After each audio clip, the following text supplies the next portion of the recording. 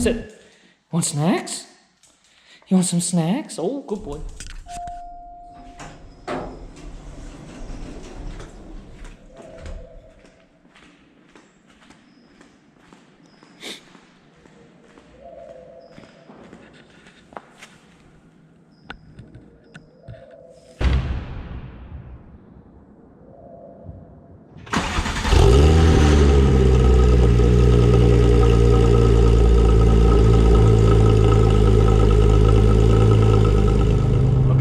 GT3 today. This is a 2010 997.2 facelift car. It's got about 32,000 miles on it, so it's a relatively high mileage car. Yeah, I'm just taking it out for a spin before it starts raining. It's going to rain for a few days here, so I wanted to get everything nice and warm and drive it around a bit.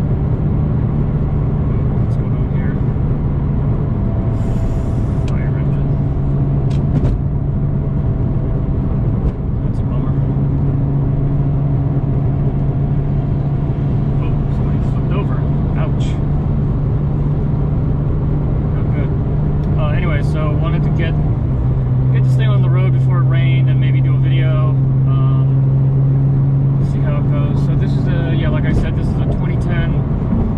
It's pretty much stock. It's got just a couple of parts. It's got side mufflers from BBI, which is a shop down here in Orange County, and it's got a bump steer kit and a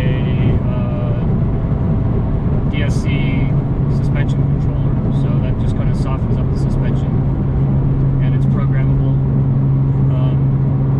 I do have a Cobb access port, but I took the tune off to get this thing slogged a few months ago, and I just never put it back on, so I'll put that back on at some point, but right now it's stock ECU. Yeah, so the thing about these 997 GT3s is that they're a lot smaller than the 991s and newer. They're like, you know, they're very direct in the way that they drive. I honestly, I've never really driven another car that feels like this, stock or modified. I haven't driven the new GT3s yet, but I'm sure it's pretty similar. Everything is just very, very direct, and it feels like you're sitting on the road. Like a couple of inches above the road, and everything's kind of, you know, very connected as far as all the inputs and the feedback. This car still has hydraulic steering, or these cars, you know, I think these were the last generation to have hydraulic steering, and you can feel it, like, you know, there's no,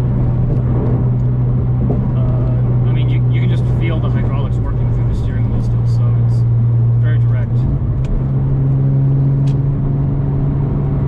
Up to temperature here, but yeah, the great thing about these cars is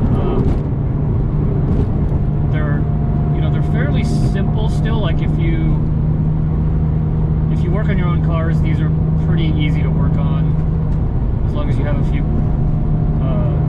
really important tools.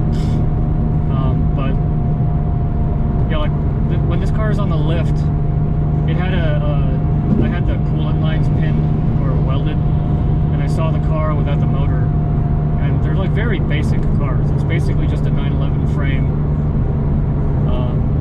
There's no active aero, there's none of that, like, there's no crazy intercooler piping, there's no extraneous stuff. It's basically just a Porsche modified suspension, a Metzger engine, and I mean, even like the exhaust, it's a center exit exhaust, so there's like not as much piping. They're just very basic cars, which is great because they're simple to work on, and even if you have a shop do all your work, it's pretty, I mean, you know, it's not I wouldn't call it cheap, but it's, you know, it doesn't involve like tons and tons of labor just to get this stuff to work on. So yeah, the common problems are basically, I mean, it depends on if you track your car a lot. Like some people have had problems with the center lock wheels,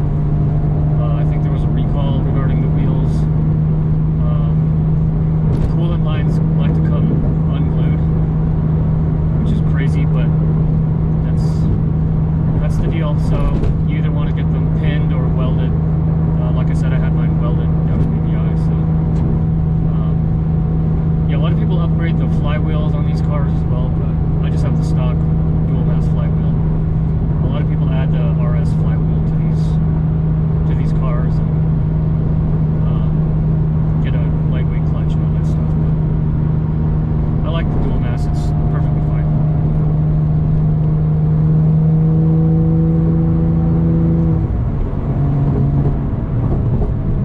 But yeah, like everything is just super smooth. You know, that's the benefit of buying a I like to call them pre-modified from the factory. Like all the stuff is engineered to just work really well together. Like the shifter, the clutch pedal, all the hydraulics, the brakes, everything just feels perfect. You know, none of it feels like a modification or an add-on or aftermarket. You know, aftermarket stuff can be installed and selected really well, but never quite has that OEM feel, which is what you're getting with one of these things.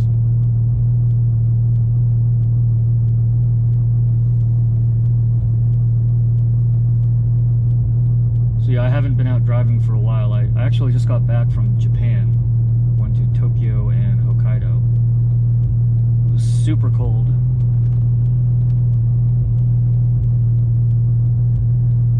I'll put some highlights in the video, but yeah, we basically took the hung out in Tokyo for a few days. I stayed in a capsule hotel, which was pretty funny.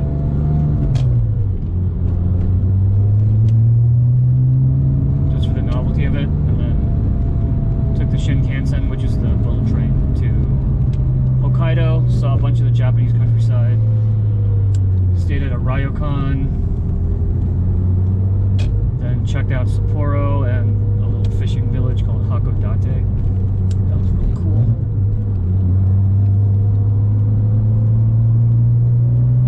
Oh shit.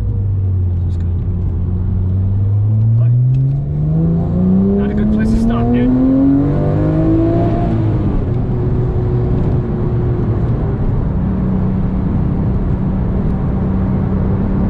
Yeah, anyways, so Hakodate and Sapporo.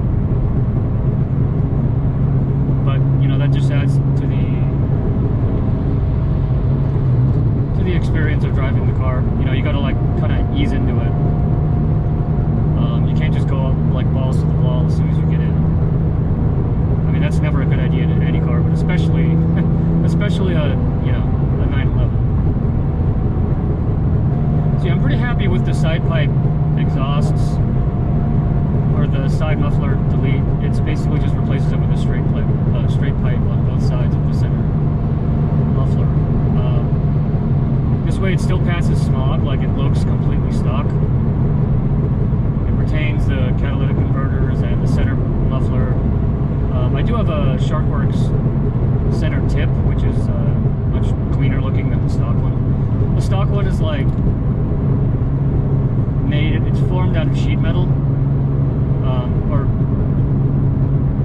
yeah, it's like kind of bent out of flat pieces of metal, which it kind of looks a little nasty compared to the Sharkworks unit, which is just a much cleaner design. Oh, come on, dude, hurry up! Hit the gas, bro. Yeah, as far as power goes, you know, these cars, when you put the Cobb tune on it, it really fills in the middle of the power band, like between 3 and let's say 5.5 to 6,000. The stock tune is a little weak. I think they do that for emissions, because when they do emissions testing, they just kind of drive around the lower and the mid power band. But yeah, once you get the Cobb tune on there, it really wakes it up. It adds like another 20 foot-pounds of torque or something, so it's noticeable for sure. Probably like another 30, 40 horsepower. Oh, there's another GT3.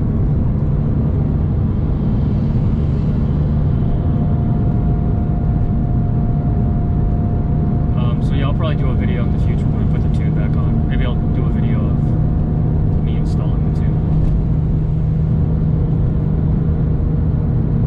So this is actually my second GT3. The first one, I had a 2007 97.1. Unfortunately, I got rid of that one for an AMG E63, which was a nice car, but I definitely should have kept the first GT3. But you live and you learn, so I'm keeping this one. This one is, I like this one better, actually. It's got the bigger motor, it's got the 3.8 versus the 3.6, and I like the wing design a little better, and 997.2s are just pretty rare, because these cars were released during the aftermath of the financial crisis. So a lot of people that would have liked to buy one, unfortunately, probably lost a bunch of money and were not able to buy one. So Porsche only sold a few hundred of these things, and interestingly enough, they almost sold as many RSs as GT3s. So it's kind of a strange situation.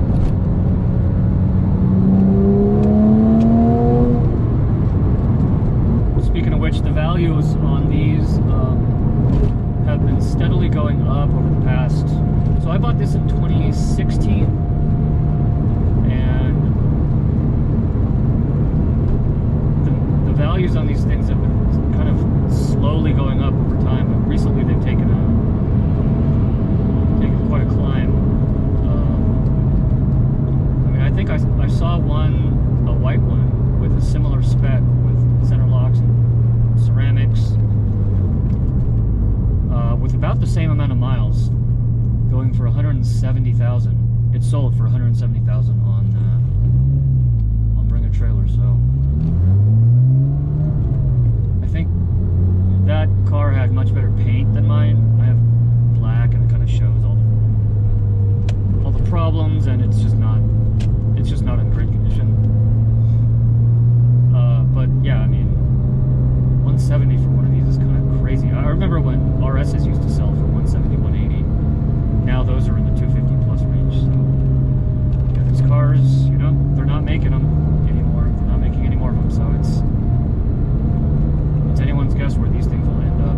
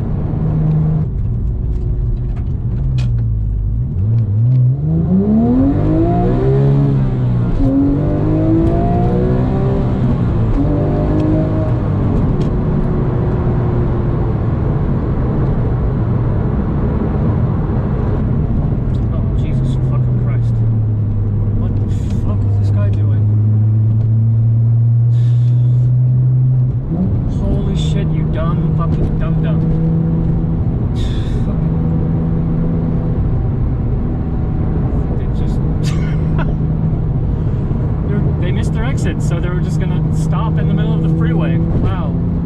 Jesus Christ.